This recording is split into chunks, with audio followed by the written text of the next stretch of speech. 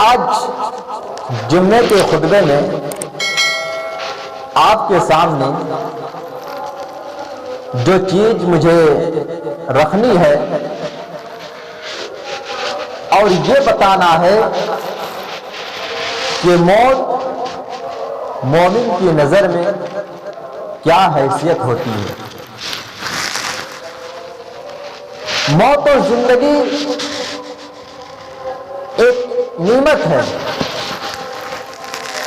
موت و زندگی ایک نعمت ہے، یہ اللہ تبارک و تعالیٰ کی ایک نعمت ہے۔ اور اگر کسی کو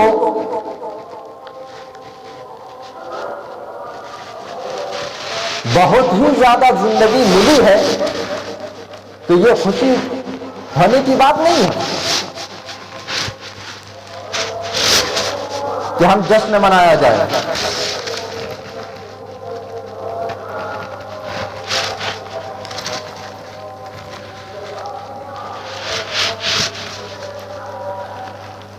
موت اور زندگی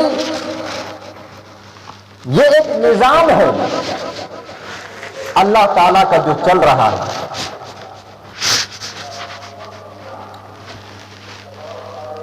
زندگی دی ہے عمل کے لیے، اور اس زندگی کا عمل اور اس کا نتیجہ اور اس کا جو لب لباب ہوتا ہے جو ہمیں کریم ملنے والی ہے، جو ہمیں قیامت کے دن آخرت میں جو ہمیں رزق ملنے والا ہے، جو کریم ملے گی چاہے وہ اچھی ہو یا بری۔ اسی لیے اللہ تبارک و تعالیٰ نے قرآن کریم کے اندر ارشاد فرماتا ہے الذی خلق الموت والحیات لیبلوکم ایکم احسن عملا۔ اللہ وہ ہے جس نے موت کو پیدا کیا اور زندگی کو پیدا کیا۔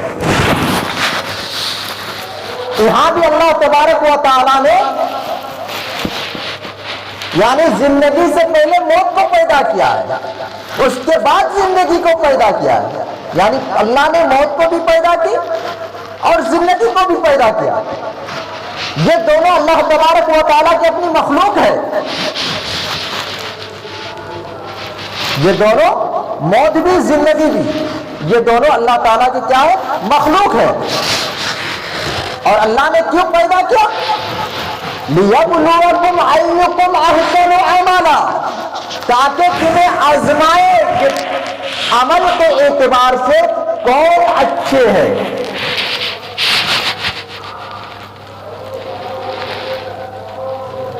اگر زندگی دی ہوتی اور موت نہ ہوتی تو کون آج نماز پڑھتا اس مسجد کے اندر میں؟ کون آتا نماز پڑھنے کے لیے؟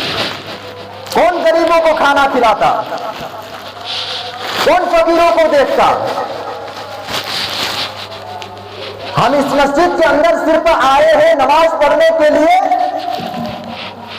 صرف مقصد میرا یہ ہے کہ اللہ تبارک و تعالیٰ کی طرف ہمیں لوٹ کر جانا ہے، ہمیں ایک دن مرنا ہے۔ اگر موت نہ ہوتی زندگی ہوتی، ہمیں کوئی نہیں دیکھتا، کون سلام کرتا، کون مریضوں کی عیادت کرتا؟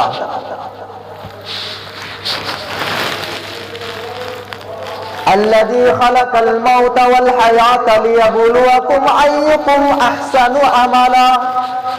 اللہ تو وہ ہے جس نے موت و حیات کو اس لیے پیدا کیا ہے تاکہ تمہیں آزمائے کہ کون عمل کے اعتبار سے اچھے ہیں۔ صرف آزمائش کے بارے میں، امتحان۔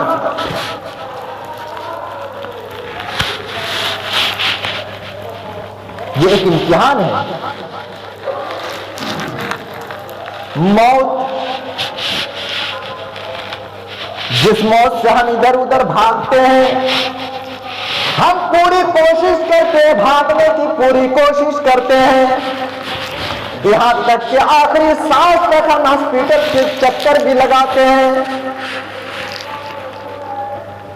لیکن حقیقت یہ ہے کہ موت کو مومن کی نظر میں جب دیکھتا ہے تو ان کے چہرے پر مسکراہٹ آتی ہے، خوشی آتی ہے۔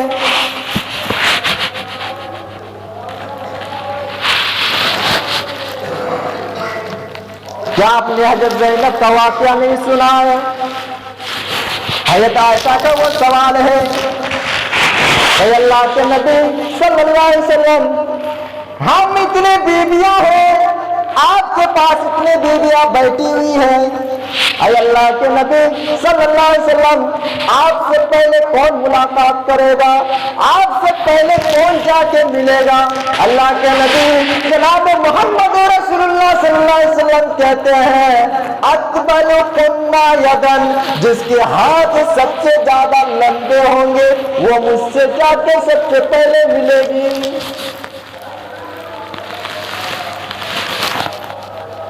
آپ کی ساری بیویاں وہیں پر بیٹھی ہوئی ہیں،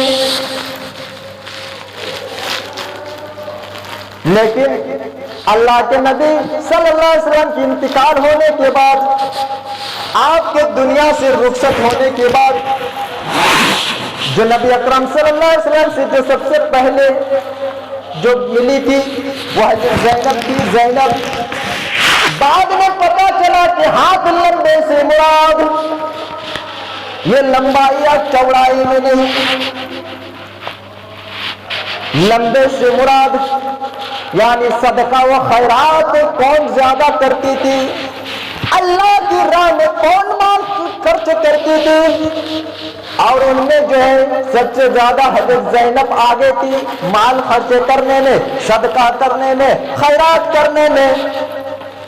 آئیے میرے پیارے ساتھیوں، میں آپ کو سناتا ہوں، موت کو جب مومن جب اپنی نظروں سے دیکھتا ہے، جب اپنے آنکھوں سے دیکھتا ہے تو ان کے چہرے پر خوشی ہوتی ہے، ان کے چہرے پر اللہ کا خوف نہیں پیدا ہوتا ہے۔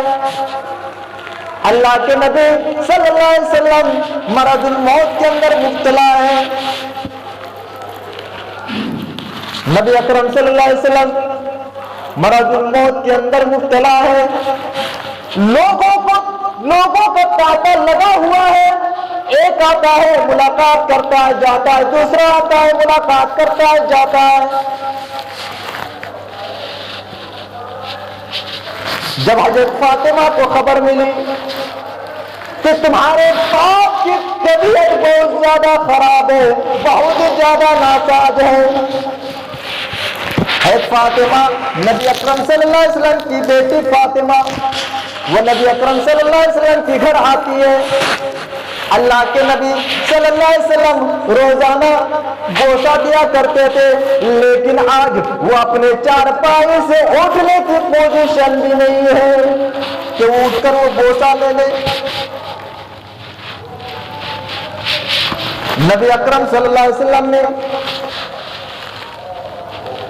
نبی اکرم صلی اللہ علیہ وسلم کی بے چینی اور پریشانی حضرت فاطمہ نے دیکھی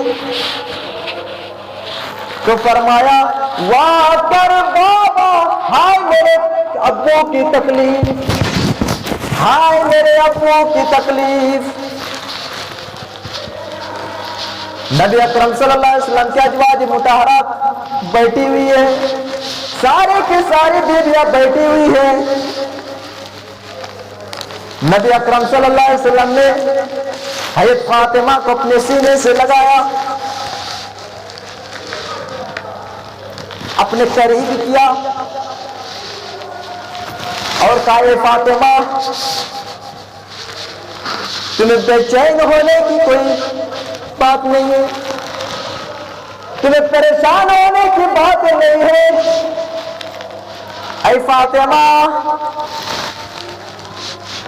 مجھے ایسا محسوس ہو رہا ہے، اے فاطمہ مجھے ایسا لگ رہا ہے کہ میرا آخری وقت ہے۔ اے فاطمہ، حضرت جبرائیل علیہ السلام ہر سال قرآن وحی لے کر کے آتے تھے، مجھے ایک مرتبہ وحی ہمارے اوپر لے کر کے آتے تھے، لیکن اس سال جو ہے جبرائیل علیہ السلام نے دو مرتبہ مجھے دور کیا، دو مرتبہ یاد کرایا، اے فاطمہ مجھے ایسا لگتا ہے کہ میرا آخری وقت آخری قریب ہے، مجھے اللہ سے ملنے کا وقت قریب آ گیا ہے۔ جب یہ بات سنی فاطمہ نے تو ان کی آنکھوں میں آنسو آ گئے، ان کی آنکھوں سے آنسو نکلنے لگے۔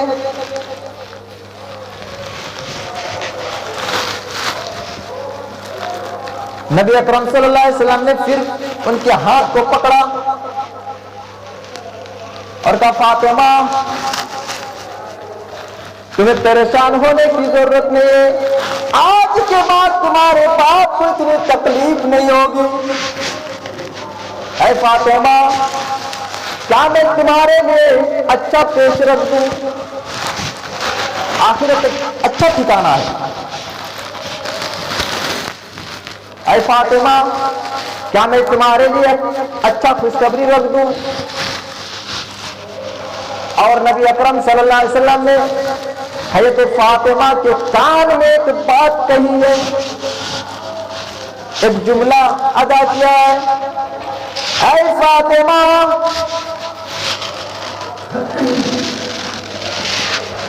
تم تمام مسلمانوں کے عورت کا سردار بنا دیا ہے جنت میں۔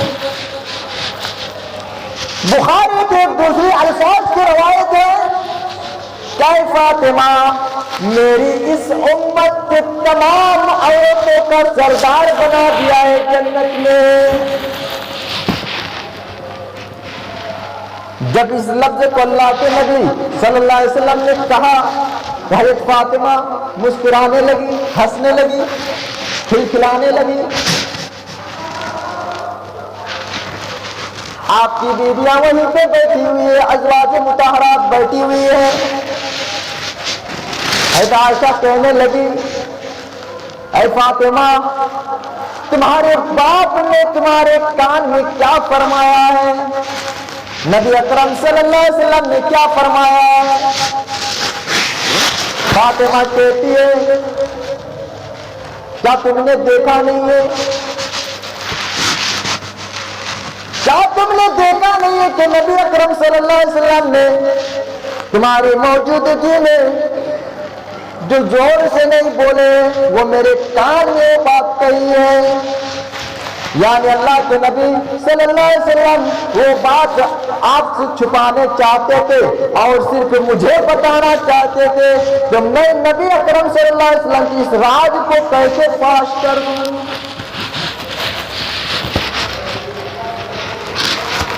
یعنی عائشہ تمہاری موجودگی میں جب نبی اکرم صلی اللہ علیہ وسلم نے زور سے نہیں بولے ہیں وہ بات تم سے چھپانے چاہتے تھے اور صرف مجھے بتانے یہ چاہتے تھے، تو میں اس راز کو نبی اکرم صلی اللہ علیہ وسلم کو راز کو کیسے فاش کر دوں؟ نبی اکرم صلی اللہ علیہ وسلم جب اس دنیا سے رخصت ہو گئے، جب وہ وفات ہو گئے، جب ان کی موت ہو گئی، تو حضرت عائشہ نے قسم دی اے فاطمہ میں تمہیں حق کا واسطہ دیتی ہوں کہ نبی اکرم صلی اللہ علیہ وسلم نے جو تمہارے کان میں جو بات فرمایا ہے وہ مجھے بتاؤ کہ اللہ کے نبی صلی اللہ علیہ وسلم نے وہ کیا فرمایا تمہارے کان میں؟ کہ امی جان عائشہ اب میں بتاؤں گی، اب میں بتاؤں گی اس لیے کہ اب تو نبی اکرم صلی اللہ علیہ وسلم اس دنیا میں نہیں ہے، اس دنیا سے تو گزر چکے ہیں، اس دنیا سے جا چکے ہیں۔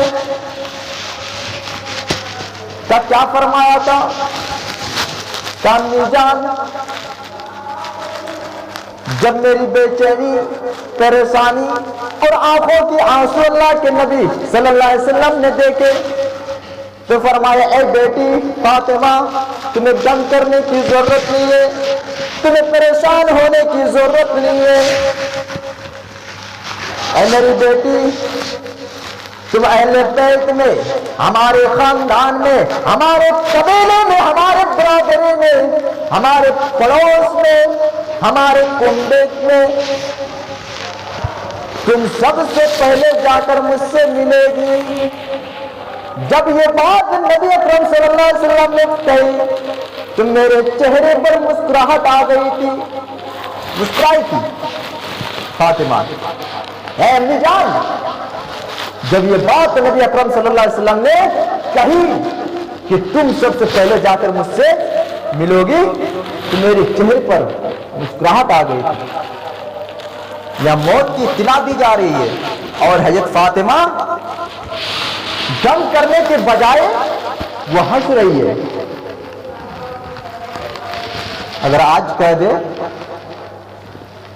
مثال کے طور پر، اگر میرے بھائی اگر کہہ دے کہ بھائی میں کل مرنے والا ہوں، مجھے کیسا لگے گا؟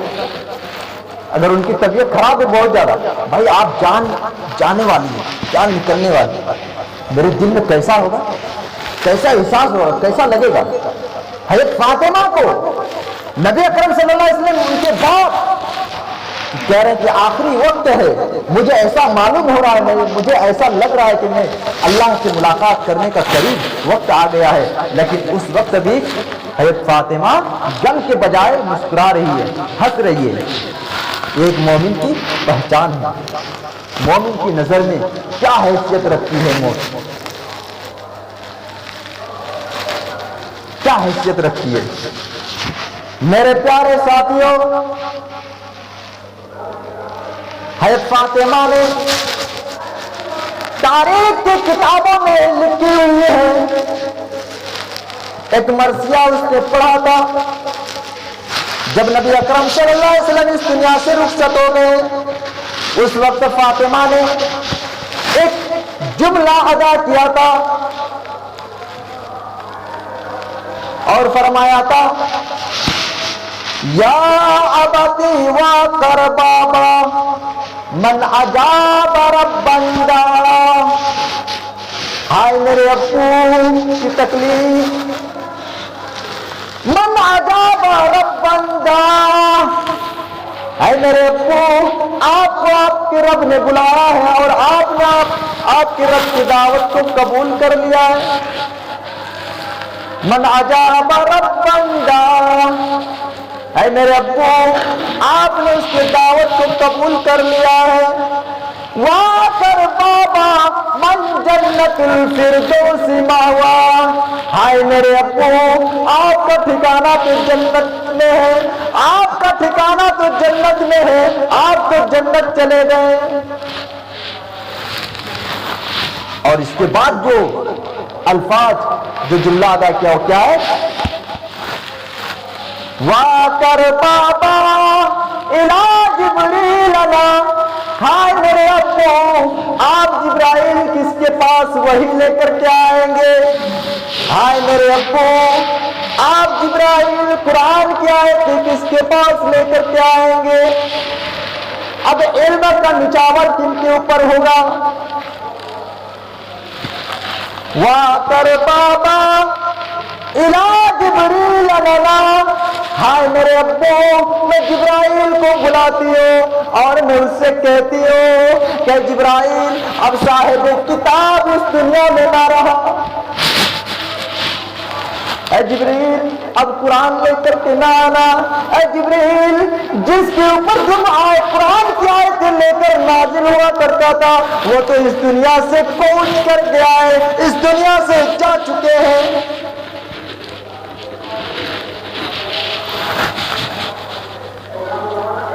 اس جملے سے آپ اندازہ لگا سکتے ہیں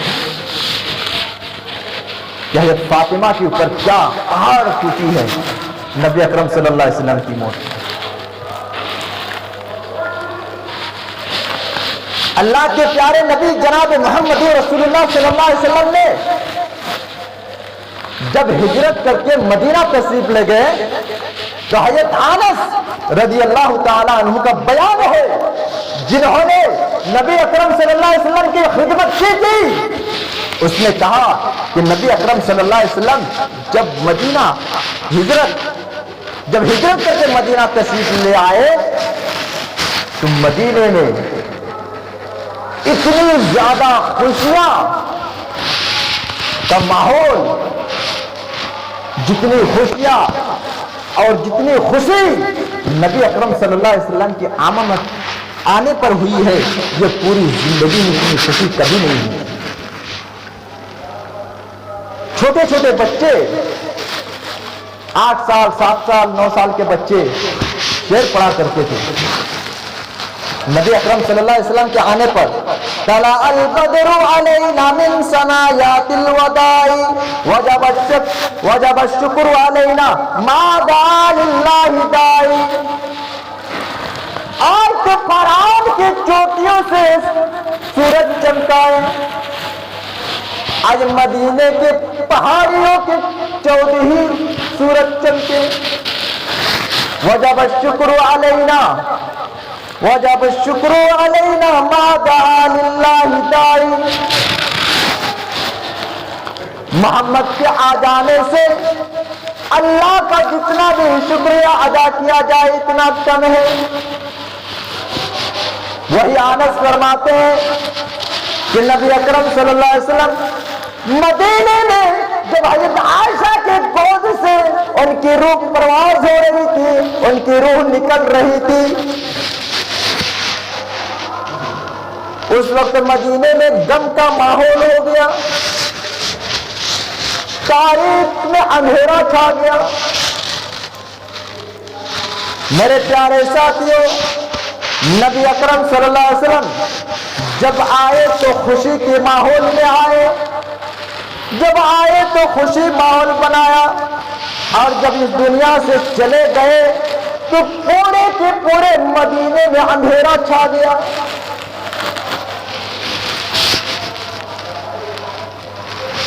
حضرت فاطمہ فرماتی ہے، بیان کرتی ہے، جب میرے والد اس دنیا سے رخصت ہو گئے تھے، جب اس دنیا سے جا چکے تھے، اس وقت مجھ پر اتنی زیادہ سخت پہاڑ ٹوٹی ہے، غم ہوئی ہے. اگر اس غم کو اگر کسی پہاڑ کے اوپر رکھ دیا ہوتا، کسی پہاڑ کے اوپر رکھ دیا ہوتا تو پہاڑ بھی ریزہ ریزہ ہو جاتا، پہاڑ بھی ٹوٹ جاتا، چور چور ہو جاتا.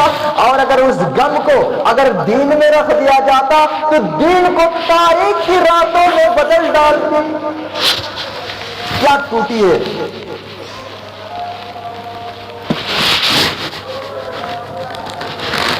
اندازہ لگا سکتے ہیں کہ غم کیا ہے. غم کرنا منع نہیں ہے،